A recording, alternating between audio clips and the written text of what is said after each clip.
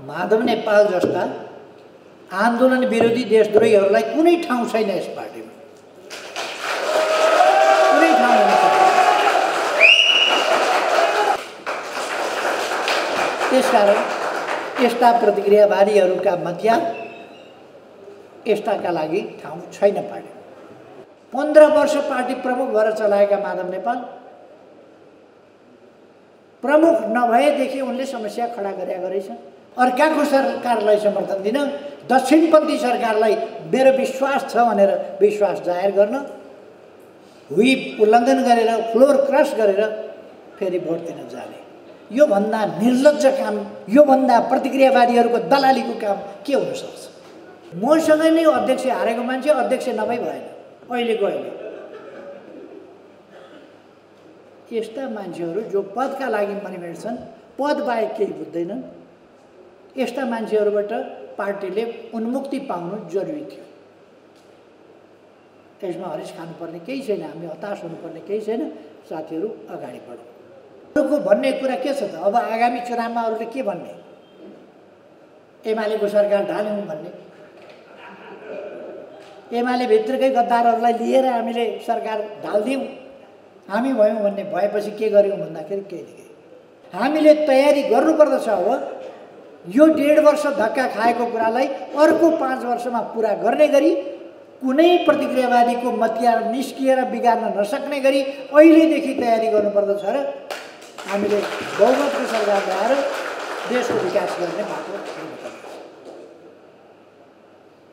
आफ्नो पार्टीको अध्यक्षले, आफ्नो पार्टीको प्रधानमन्त्रीले विश्वासको मत माग्दा 27 जना बाहिर लिएर गएर त्यो सरकार ढाल्ने अनि एउटा दक्षिणपन्थी सरकार गठन गरेर त्यो सरकारलाई समर्थन दिन फ्लोर क्रस गरेर म 2 पल्ट प्रधानमन्त्री भएँ, असफल प्रधानमन्त्री भएन, ऐतिहासिक कामहरू गर्ने प्रधानमन्त्री भएँ। किनभने मेरो मनमा देश बाहेक, देशका जनता बाहेक, देशको सार्वभौम सत्ता स्वाधीनता बाहेक, देशको भौगोलिक अखण्डता बाहेक, जनतामा रहेको गरिबी र पछौटेपन हटाउने कुरा बाहेक, समाजमा रहेका असमानता र विभेदहरू हटाउने कुरा बाहेक मेरो मनमा स्वार्थ पलाएन। यो भाउजू, बाबु, नानु, बुहारीको व्यवस्थापन गर्नका लागि होइन, यो ज्वाइँको खाइ जीविकाका लागि बन्दोबस्त गर्न बनेको पार्टी होइन, यो देश बनाउन हिँडेको पार्टी हो। माथिको धेरै चिन्ता गरिरहनु पर्दैन, हामी माथि ठिक ढङ्गले सम्हालिहाल्छौँ, माथि सम्हाल्छौँ। हामीले केही नभएको ठाउँबाट पार्टी बनाउँदै यहाँसम्म ल्याइपरेका हौँ। आज नेपाल व्यापी मात्रै होइन हाम्रो पार्टी, मैले भन्ने गरेको छु, नेपाली व्यापी यो पार्टी छ। जहाँ नेपाली पुगेका छन् त्यहाँ एमाले पुगेका छ। पुरा काप छ।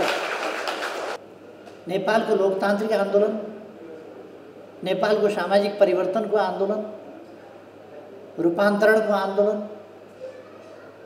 राष्ट्रियता सम्बन्धी आन्दोलन, सुशासन र विकास सम्बन्धी अभियान र सर्वोपरि रूपमा समृद्ध नेपाल, सुखी नेपालीको हाम्रो राष्ट्रिय आकांक्षा,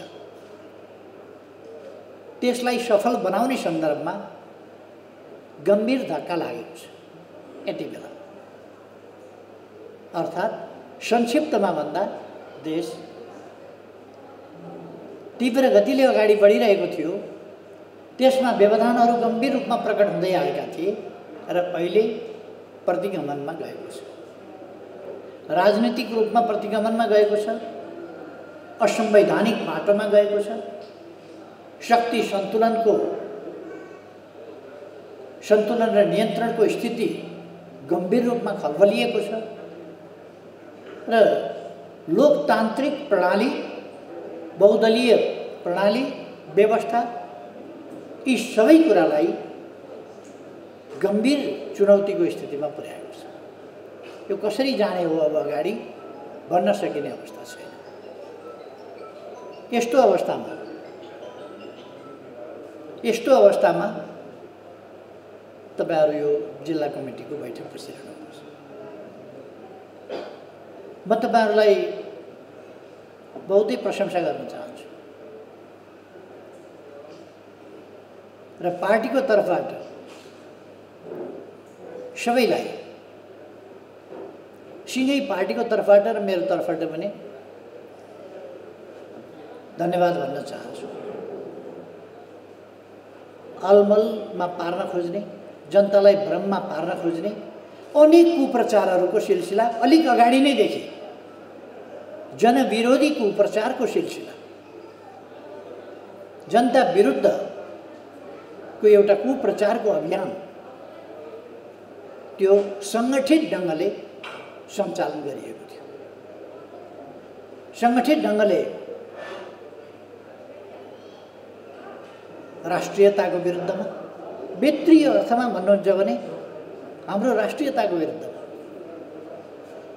हाम्रो लोकतान्त्रिक आन्दोलनको विरुद्ध, हाम्रा सामाजिक न्याय र समानताका सङ्घर्षहरूको विरुद्ध, हाम्रा सम्पूर्ण प्रयासहरूका विरुद्ध र ती प्रयासहरूलाई सही विचारका साथ सङ्गठित गर्ने र अनुशासित एवं गतिशील ढङ्गले अगाडि बढाउने, त्यो नेतृत्वलाई कसरी कमजोर पार्न सकिन्छ, कसरी त्यसलाई बदनाम गराउन सकिन्छ, त्यसको प्रभाव कसरी कमजोर पार्न सकिन्छ, यस दिशामा सङ्गठित प्रयासहरू भइरहेका थिए र व्यापक भ्रम पार्ने कोसिस गर्यो। पार्टी बाहिरबाट मात्र होइन, त्यस कोसिसका लागि हाम्रो पार्टीभित्रैका उच्च ओहदामा रहेका समेत, तर भित्रभित्र विभिन्न कारणले प्रतिक्रियावादीहरूका अगाडि झुकिसकेका, प्रतिक्रियावादीहरूले झुकाइसकेका र प्रतिक्रियावादीहरूका सेवामा लगाइसकेका व्यक्तिहरू, त्यस्ता व्यक्तिहरू समेत यो प्रतिगमनको अभियानमा सामेल भए र सबभन्दा अग्रभागमा बसेर भूमिका खेले र नेकपा एमालेको सरकार ढाले। त्योभन्दा अगाडि पार्टी फुटाए। पार्टी फुटाउने लगभग 2/3 स्थितिलाई बहुमत नभएको स्थितिमा पुर्याइदिने र त्यसपछि प्रतिक्रियावादी शक्तिहरूसँग मिलेर एमालेको सरकार ढाल्ने, एमालेको सरकार ढाल्न नाङ्गो ढङ्गले प्रतिक्रियावादीहरूसँग मिल्ने, यस्ता प्रयासहरू भए। ती सबै प्रयासहरूको अवस्थामा र एमालेको सरकार ढालेर दक्षिणपन्थी सरकार बनाएर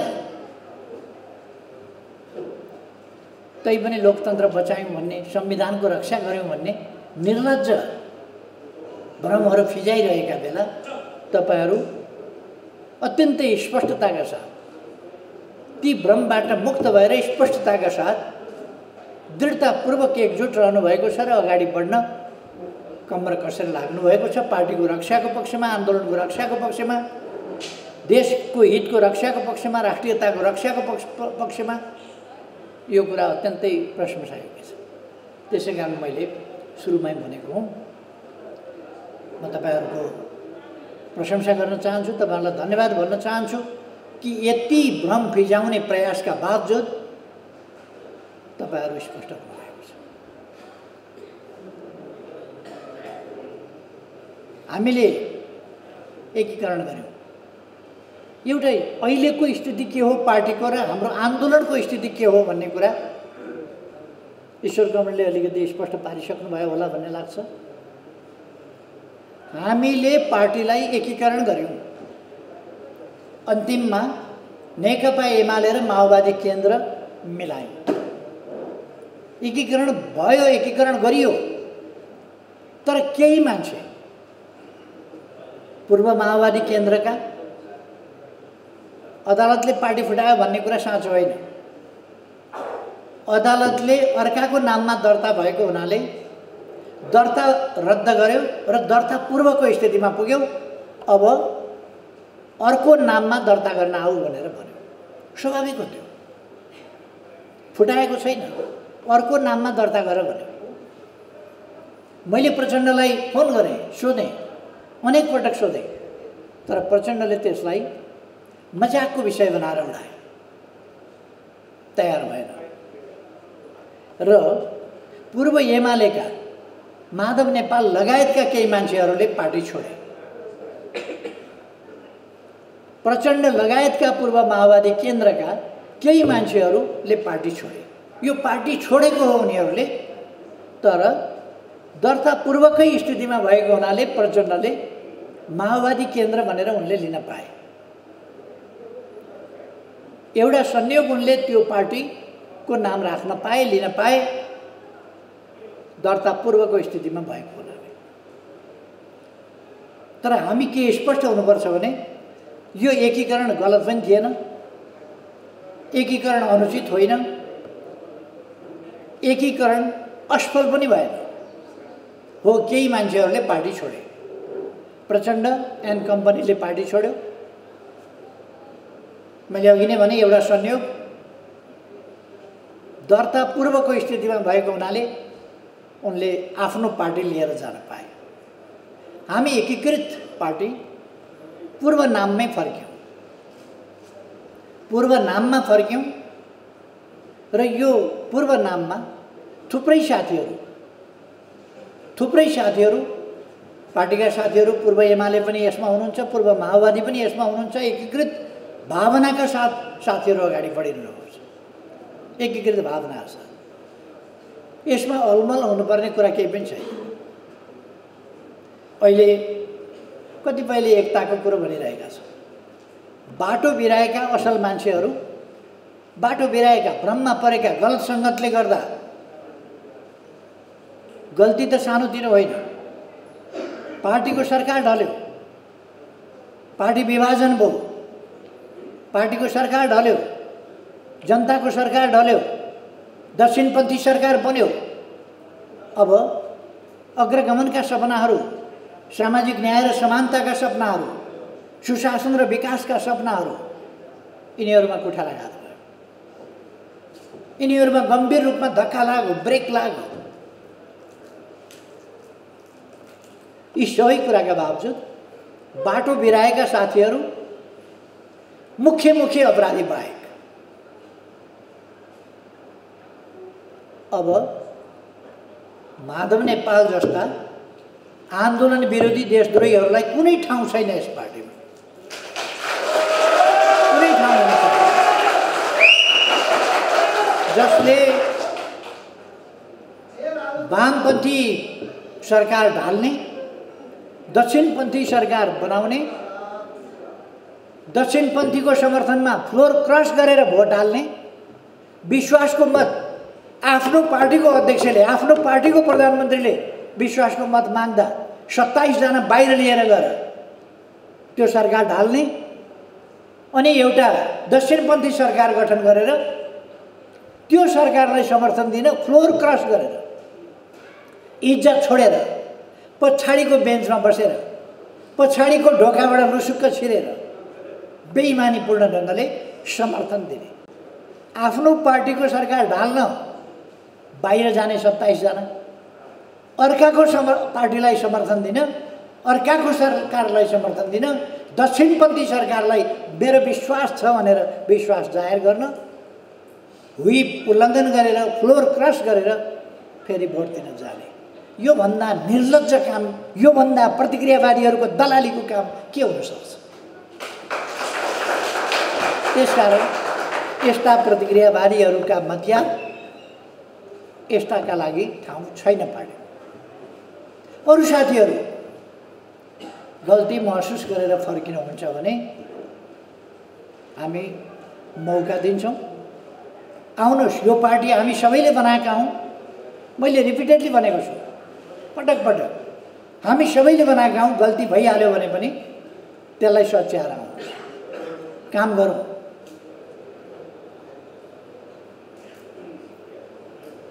अहिले पनि साथीहरूसँग कुरा भइराखेको छ, कतिपयसँग।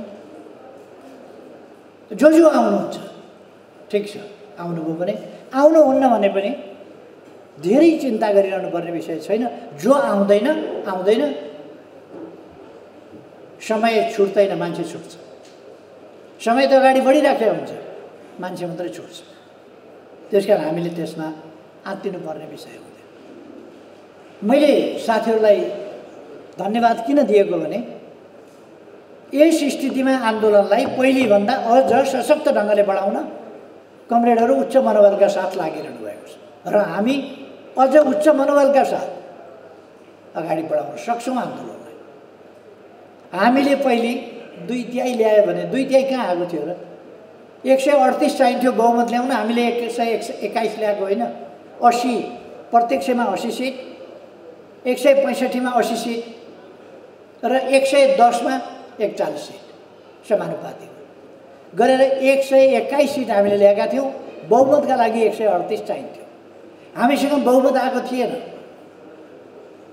अबको निर्वाचनमा हामी बहुमत ल्याएर देखाउँछौँ। बहुमत ल्याएर किन देखाउँछौँ भने अब पार्टीमा खुट्टा तान्ने तत्त्वहरू छैन। अगाडि बढ्न खोज्यो खुट्टा तान्ने, अगाडि बढ्न खोज्यो खुट्टा तान्ने, उम्मेदवार उठाउन खोज्यो जुन चाहिँ नजित्ने खालको छ त्यसैलाई अगाडि सार्नुपर्छ भन्ने, जो पार्टीप्रति निष्ठावान छैन उसैलाई अगाडि सार्नुपर्छ भन्ने। यो अहिले चाहिँ फ्लोर क्रस गरेर शेरबहादुर देउवाका पछि पछि कुदेका र भोट हाल्न शेरबहादुरमाथि विश्वास छ भनेर कुदेकाहरू छन् नि, त्यस्तै तत्त्व, त्यस्तै तत्त्व,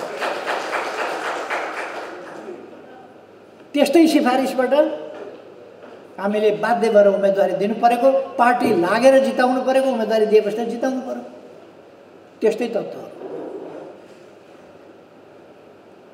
म खुसी व्यक्त गर्न चाहन्छु। यत्रो दुनियाँ देश दुनियाँ लाग्दाखेरि पनि हाम्रो संसदीय दल फेरि पनि मजबुत छ।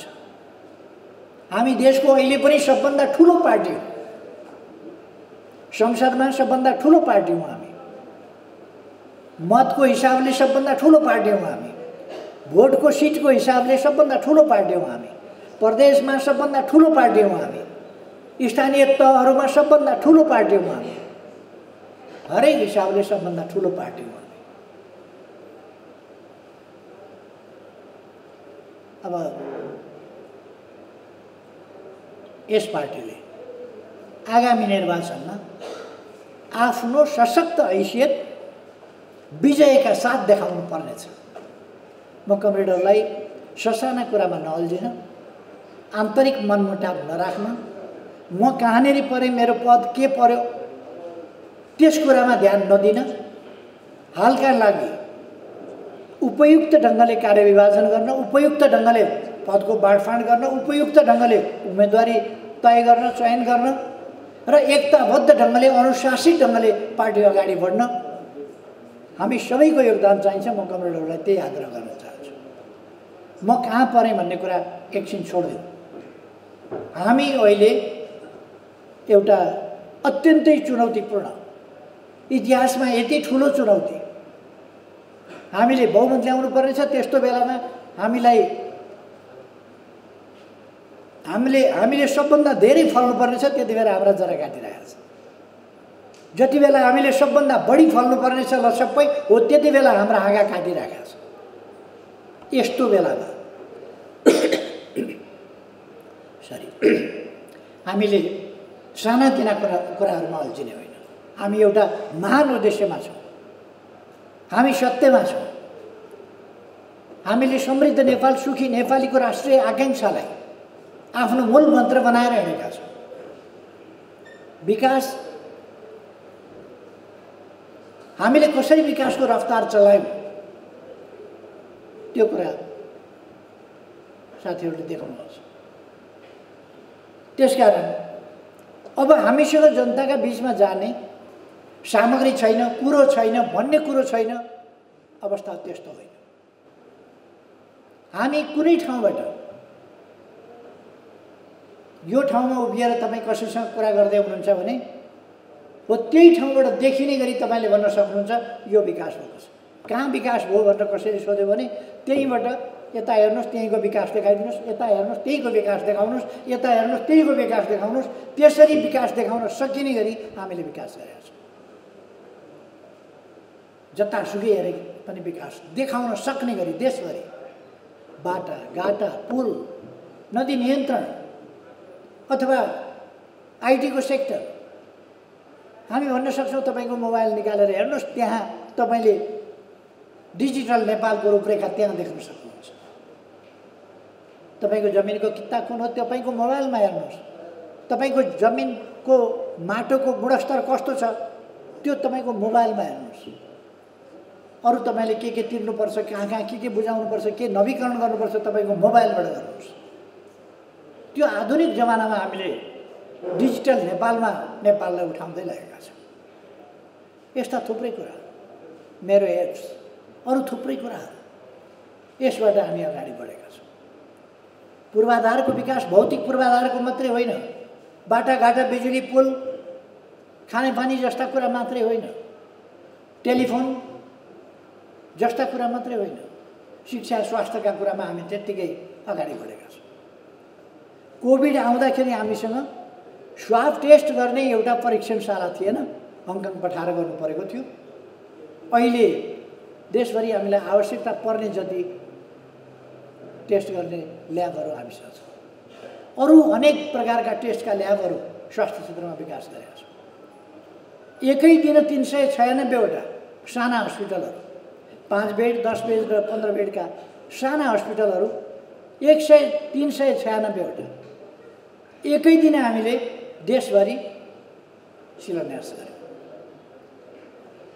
हामीले एकैचोटि 210वटा रणनीतिक सडकहरू एकै दिन शिलान्यास गर्यौँ।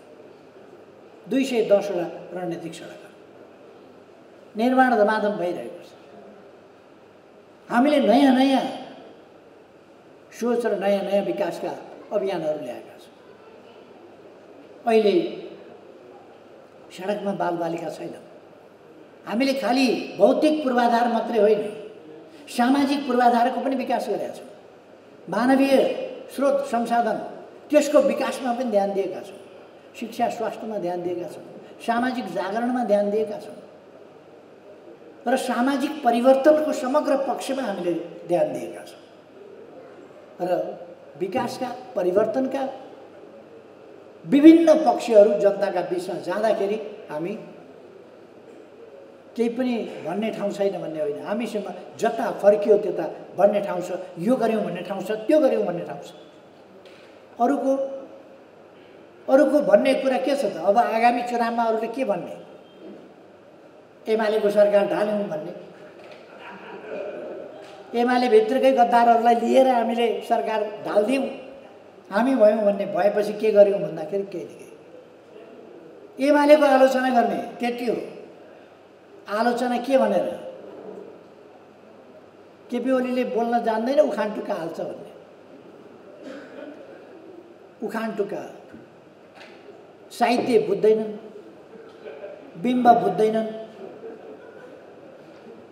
उपमा बुझ्दैनन्, दृष्टान्त बुझ्दैनन्, उखान टुक्का भन्छ। आलोचना गर्ने कुनै ठाउँ नभएपछि यस्तै कुराहरूका भर उनीहरूसँग कुनै वस्तुगत आलोचना हामीलाई गर्ने ठाउँ छैन। तर पनि जसो तसो आलोचना गर्नु परेको छ। म यो गर्छु, हामी यसो गर्छौँ भन्ने उनीहरूसँग कुनै ठाउँ छैन, कुनै भिजन छैन। के गर्छन् उनीहरू? रेल भने मैले मजाकमा उडाएँ रेललाई। तर अहिले त रेल त किनेर ल्याइएको छ त, 2टा रेल अब चल्दैछ त। अहिले कोभिड भएको हुनाले नचलाएको मात्रै हो, रेल त चल्दैछ त।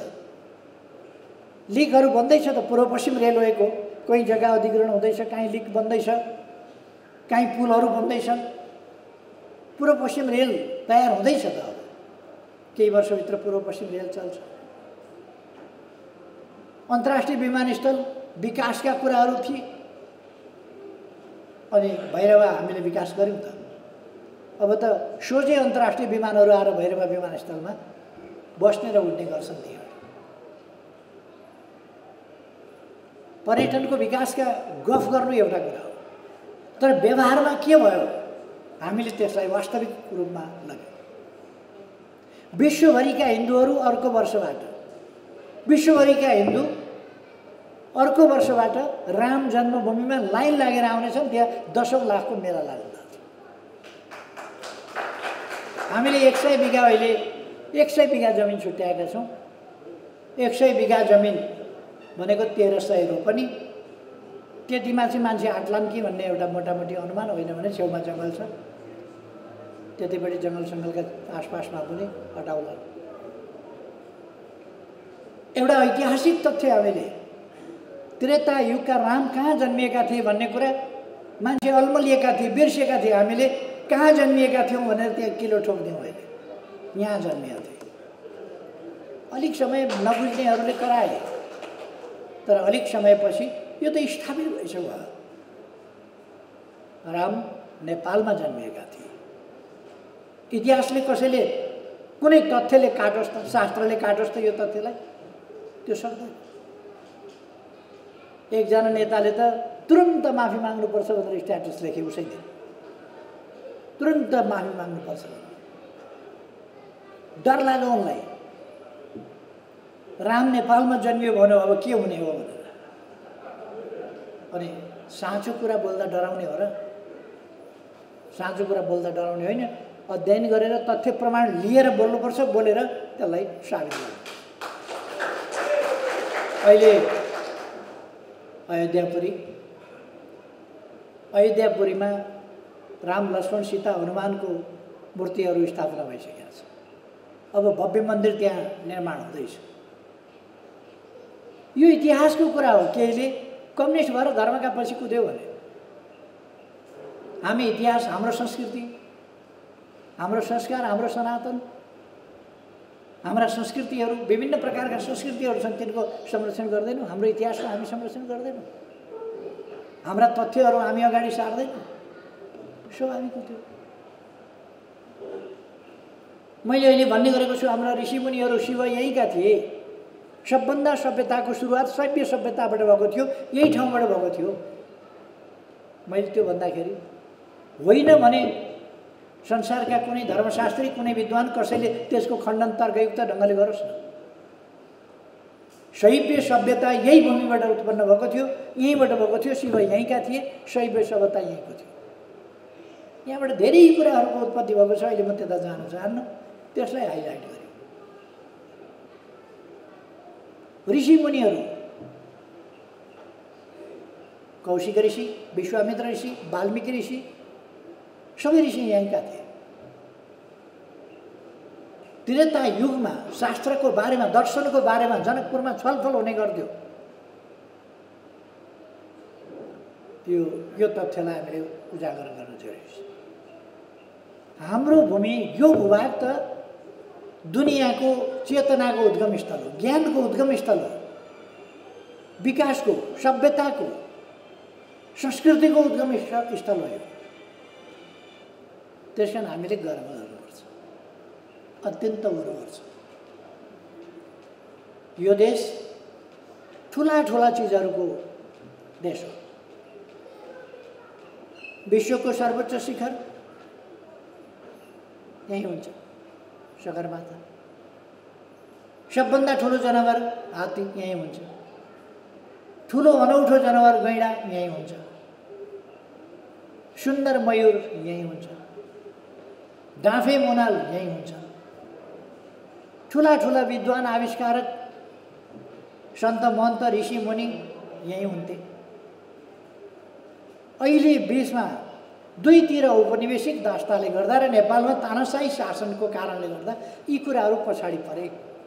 अब हामीले अगाडि बढाउनु पर्ने छ यी कुराहरूलाई। नेपाल अलिकति सानो हो, तर चीन र भारतको बिचमा भएकोले सानो भएको हो। यो दुनियाँको 40औं देश हो। 194वटा देशमध्ये यो 40औं देश। यो सानो देश होइन र यसको विश्वका लागि ठुलो योगदान छ। यस देशको 70% हिमाल छ। वातावरणको लागि 70% हिमाल छ डेडिकेटेड, प्रकृतिले छुट्याएको। 45% जमिन जङ्गलका लागि हामीले छुट्याएका छौँ। प्रकृतिका लागि, वनस्पतिका लागि, वन्यजन्तुका लागि, इकोसिस्टमका लागि, वातावरणका लागि हामीले छुट्याएका छौँ 45%। मान्छेले छुट्याएको 62% जम्मा जमिन वातावरण र इकोसिस्टमका लागि हामीले छुट्याएका छौँ। हाम्रो देशले छुट्याएको छ र 38% जमिन मात्रै हामी बसोबास खेती अरू ढङ्गले उपयोग गर्छौँ। र यी कुराहरू म किन भनिरहेको छु भने हाम्रा सम्भावनाहरू साह्रै धेरै छन्।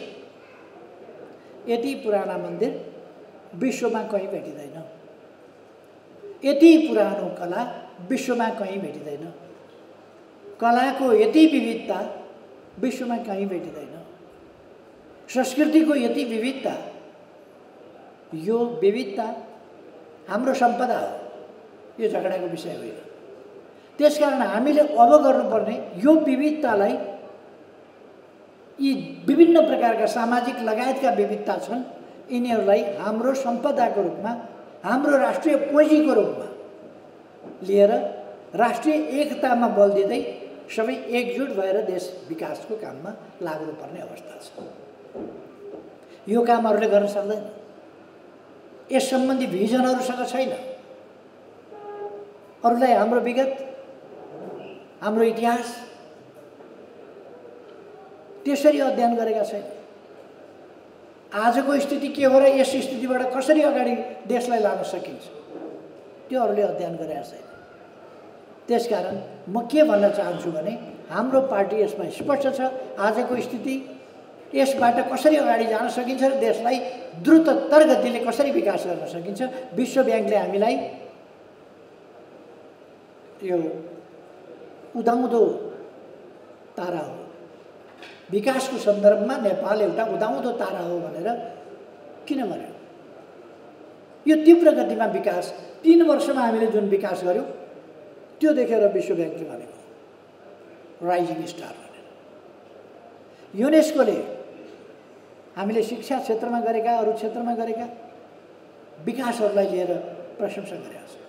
अरू थुप्रै सूचकहरूमा हामी अगाडि आएका छौँ। हाम्रो देश अल्प विकसितबाट विकासशील देशमा स्तरोन्नतिका लागि सिफारिस भएको छ संयुक्त राष्ट्रसँग। त्यसकारण हामी तीव्र ढङ्गले अगाडि बढिरहेका छौँ।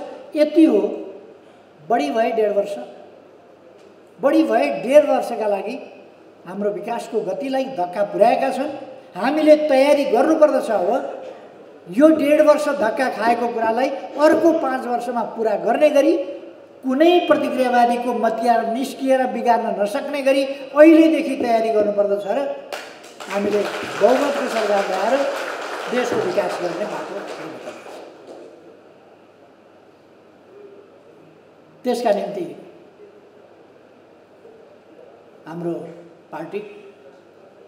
हाम्रो पार्टीले गर्ने हो यो काम। सरकार कसले बनाउँछ? हाम्रो पार्टीले। स्थानीय निकाय जित्छ कसले? हाम्रो पार्टीले जित्ने हो। त्यसकारण हाम्रो पार्टी विचारमा केन्द्रित हुनुपर्दछ, स्वार्थमा केन्द्रित होइन। लामो समयदेखि पार्टीलाई विचारमा केन्द्रित होइन, स्वार्थमा केन्द्रित। अहिले तपाईँहरू हेर्नु, हामीले टिकट दिएर, हाम्रो चिन्हमा लडेर, हाम्रा मतदाताहरू हामीलाई विश्वास गर्ने, सूर्य चिन्हलाई विश्वास गर्ने, नेकपा एमालेलाई विश्वास गर्ने जनताको मत लिएर त्यस्ता मान्छेहरू अहिले करोड करोडमा सांसद पद बेचेर हिँडेका छन्। यस बिचमा विचारको राजनीति होइन, स्वार्थको राजनीति, किनबेचको राजनीति अहिले देख्नु भएन? शेरबहादुरका पछि 22 जना माधव नेपाल गर्वले भन्छन्, फेरि मेरो साथमा कमसेकम 22 जना त उभिए भनेर। 22 जना बिग्रिएछ, 22 जना बिग्रिए। पदका पछि मन्त्री हुन कुद्या अरे। मन्त्री त बिस्तारै बिस्तारै हुन्छ नि, मान्छे होला नि। मन्त्री हुनेका लागि संयोगले म प्रधानमन्त्री भएँ। तर म राजनीतिमा लाग्दा, राजनीतिक यात्रामा अगाडि बढ्दा मैले कहिल्यै पनि कुन पोस्टमा पुग्छु भनेर सोचिनँ। सोचेको भए पुग्ने पनि थिएन। यदि म धेरै बुद्धिमान मान्छे भए जेल बस्न डराउँथेँ। यो जेल बस्दा बस्दै मरियो भने के गर्ने? योभन्दा राम्रो त कागजसाज गरेर बाहिरै जानु ठिक छ भनेपछि म ती सडकतिर कतै सडेर हराइसक्थेँ। तर म धेरै बुद्धिमान नभएको र निष्ठावान भएको हुनाले म निष्ठामा अडिएँ। निष्ठामा अडिएर अगाडि बढ्दा जेलमा म झुकिनँ, दृढताका साथ अगाडि बढेँ। धेरै वर्ष जेल बस्दाखेरि पनि जेलबाट छुटिन्छ भन्ने लाग्नै छोड्यो। जेलबाट छुटिन्छै जस्तो लाग्दैन। मुद्दा छैन तै पनि थुन्याएको छ अनि कसरी छुट्ने, के हुँदाखेरि छुट्ने? त्यसो भएर छुटिन्छ कि छुटिँदैन? छुट्ने सम्भावना कम छ, स्वास्थ्य कमजोर, मर्ने सम्भावना बढी छ, तर झुकिएन। संयोग हुँदै आउँदा बाँचियो, संयोग छुटियो, संयोग सांसद भयो, संयोग लड्दै जाँदा पछि प्रधानमन्त्री भयो। यो संयोग हो। यसकै लागि मरिमेटेको भए, यसकै लागि कोसिस गरेको भए म प्रधानमन्त्री हुँदा पनि एउटा असफल प्रधानमन्त्री हुन्थेँ। म दुईपल्ट प्रधानमन्त्री भएँ, असफल प्रधानमन्त्री भएन, ऐतिहासिक कामहरू गर्ने प्रधानमन्त्री भएँ। किनभने मेरो मनमा देश बाहेक, देशका जनता बाहेक, देशको सार्वभौम सत्ता स्वाधीनता बाहेक, देशको भौगोलिक अखण्डता बाहेक, जनतामा रहेको गरिबी र पछौटेपन हटाउने कुरा बाहेक, समाजमा रहेका असमानता र विभेदहरू हटाउने कुरा बाहेक मेरो मनमा स्वार्थ पलाएन। मेरो मनमा स्वार्थ पलाएन। त्यसै कारण स्वार्थ नपलाएपछि मैले बेठी गरिरहनु पनि परेन। मैले देशका प्रति इमान्दार भएर सोच्ने र काम गर्ने, त्यो गरेपछि मसँग विकास कसरी हुन्छ भन्ने सोच पनि आउने भयो, आइडिया पनि आउने भयो। त्यसर्थ म कमरेडहरूलाई के भन्न चाहन्छु भने हामीले मलाई के हुन्छ, म के पाउँछु, म कहाँनिर छु, त्यो कुरा भन्दा देशका समस्या समाधान गर्न पार्टीलाई हामी विजयी कसरी बनाउने, अहिले हाम्रो मुख्य ध्येय त्यो हो। सरकार बन्दै बनेन भने, हामीले जितेनौँ भने मेयर को हुन्छ, जितेनौँ भने अर्को हुन्छ, वडाध्यक्ष को हुन्छ, अर्कै हुन्छ। हामी मिलेर लडेनौँ भने प्रदेश सदस्य को हुन्छ, अर्कै हुन्छ। पालिका अध्यक्ष को हुन्छ, अर्कै हुन्छ। पालिका उपाध्यक्ष को हुन्छ, अर्कै हुन्छ। सांसद को हुन्छ, अर्कै हुन्छ। मन्त्री को हुन्छ, अर्कै हुन्छ। प्रधानमन्त्री पनि अर्कै हुन्छ। तर अहिले हामी यति बलियो रहेछौँ,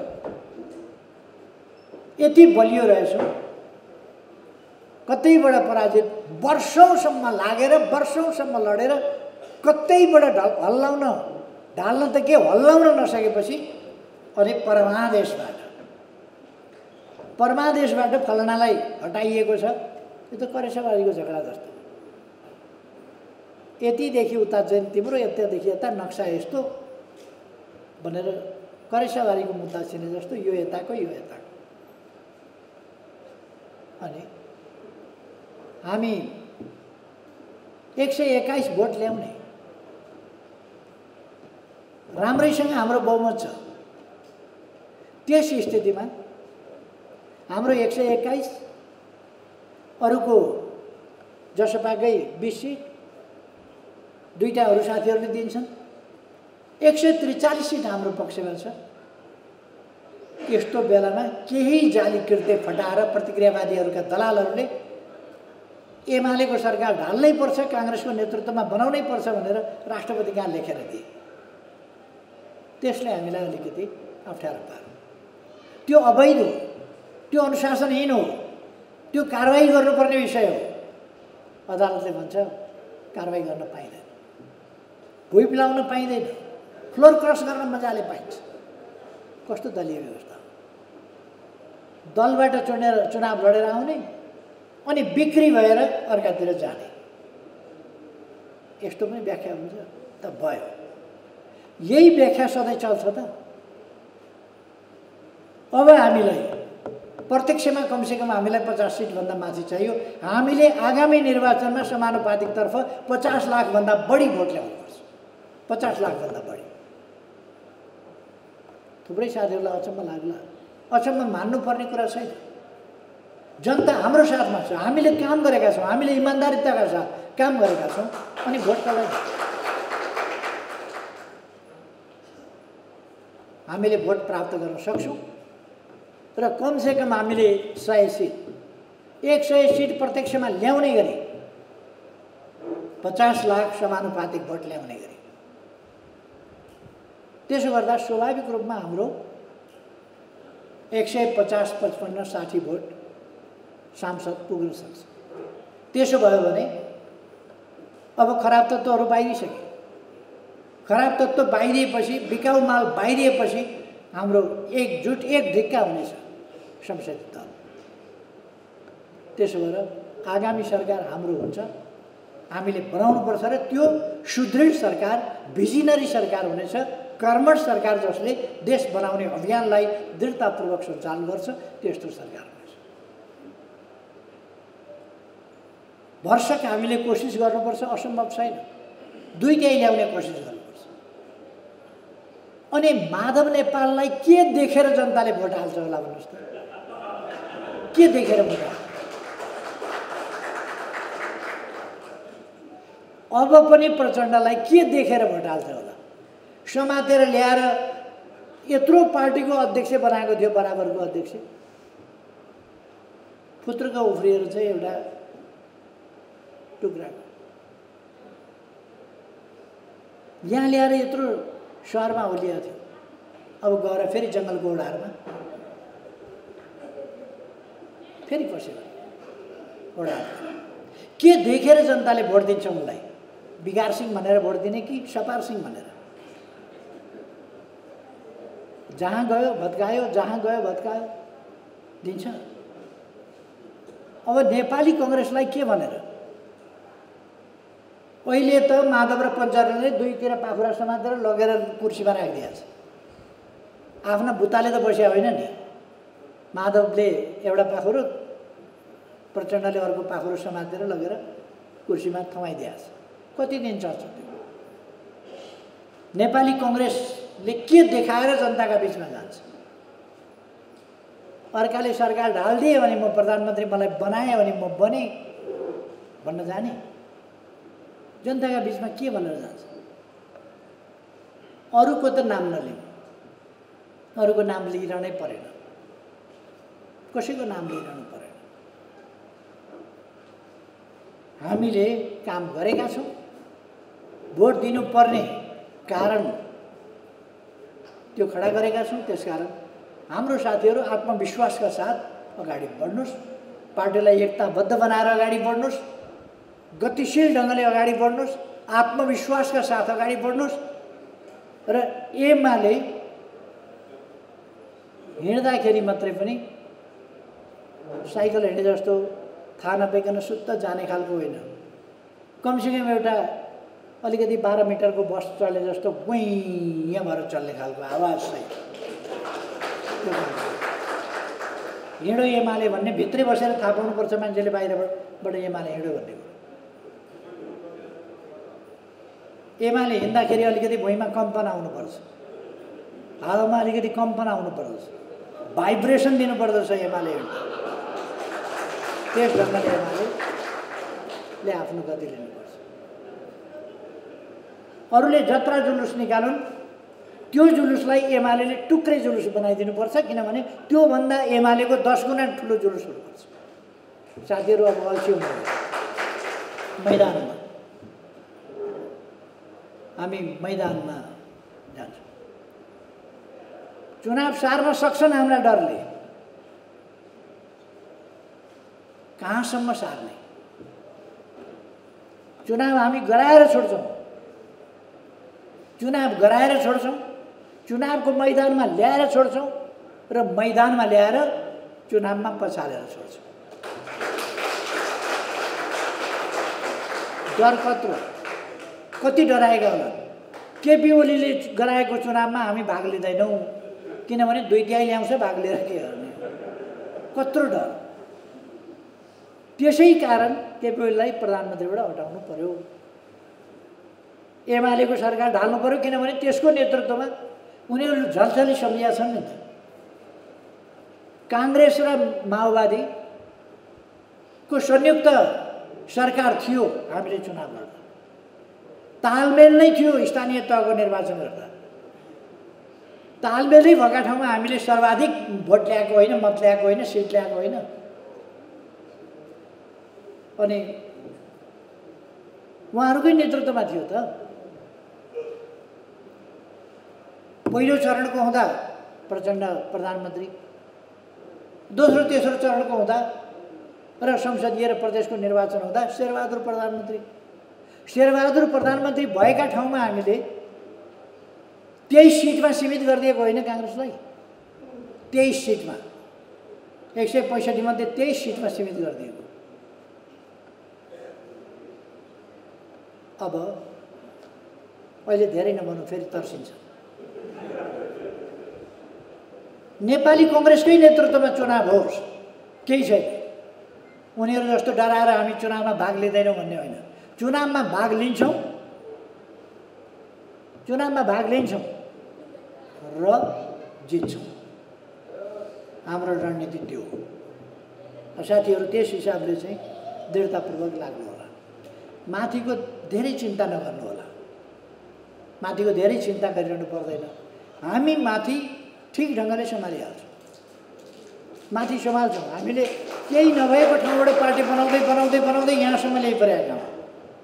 आज नेपाल व्यापी मात्रै होइन हाम्रो पार्टी। मैले भन्ने गरेको छु, नेपाली व्यापी यो पार्टी छ। जहाँ नेपाली पुगेका छन् त्यहाँ एमाले पुगेका छ।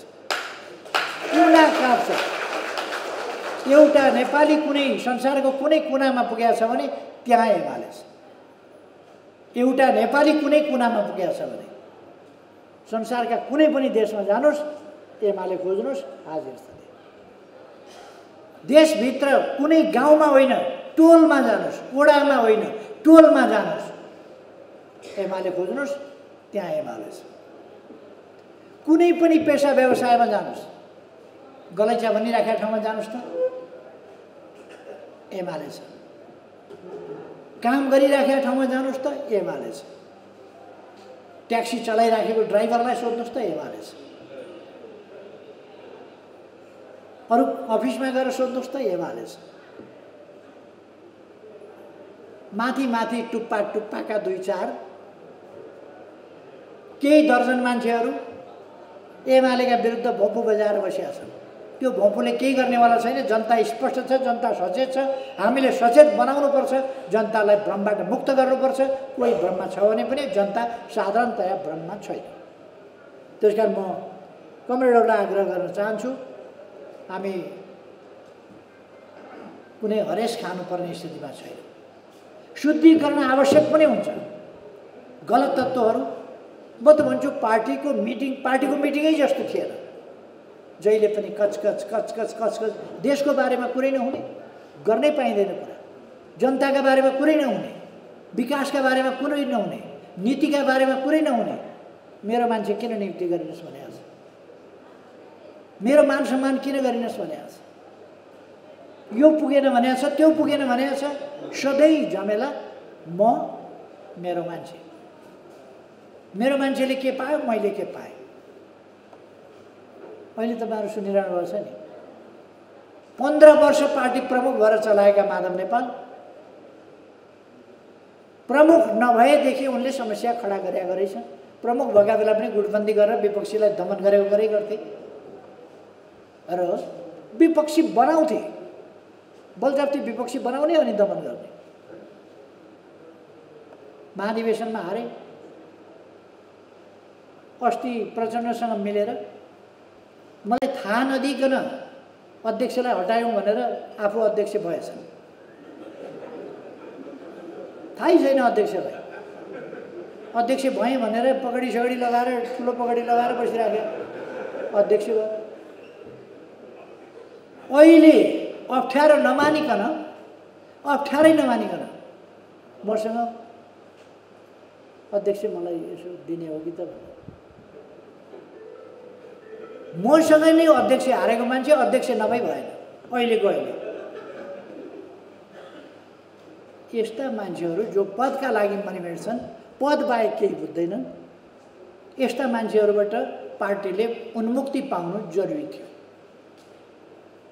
त्यसमा हरेस खानुपर्ने केही छैन, हामी हताश हुनुपर्ने केही छैन। साथीहरू अगाडि बढौँ। बाँकी तपाईँहरूका कमिटीगत निर्णयहरूको सन्दर्भमा मैले केही भनेर आवश्यक छैन। तपाईँहरू छलफल गर्नुहुन्छ, तपाईँहरूले निर्णय गर्नुहुन्छ र एक मना एकताका साथ अगाडि बढ्नुहोस्। मेरो आग्रह यति छ। पद ओहदा स्वार्थ प्राप्तिका विषयमा नअल्झिनुहोस्। मेरो आग्रह यति छ, हामी जित्न सक्छौँ। मैले अक्सर भन्ने गरेको छु, अमेरिकाको एउटा प्रसिद्ध गायक थिए बब एबेकियन भन्ने। बब एबेकियनले गीत गाउँथे, हामी जित्नेछौँ एक दिन, हृदयदेखि विश्वास गर्छौँ हामी जित्नेछौँ एक दिन। आज हामी त्यो भन्दैनौँ, हामीले हिजो पनि जितेका हौँ, हामी जित्नेछौँ। अब हृदयदेखि विश्वास गर्छौँ हामी जित्नेछौँ, अब जित्दै जानेछौँ। बब एबेकियनको गीत नेपालको सन्दर्भमा, अन्त बाँकी दुनियाँमा त्यो गीत गाउन सान्दर्भिक होला, हाम्रोमा अलिकति संशोधन गरेर गाउनुपर्छ। हामी जित्नेछौँ एक दिन होइन, हामी जित्नेछौँ, अब जित्दै जानेछौँ। अब यो अलिकति संशोधन गर्नुपर्छ। हामीले पार्टी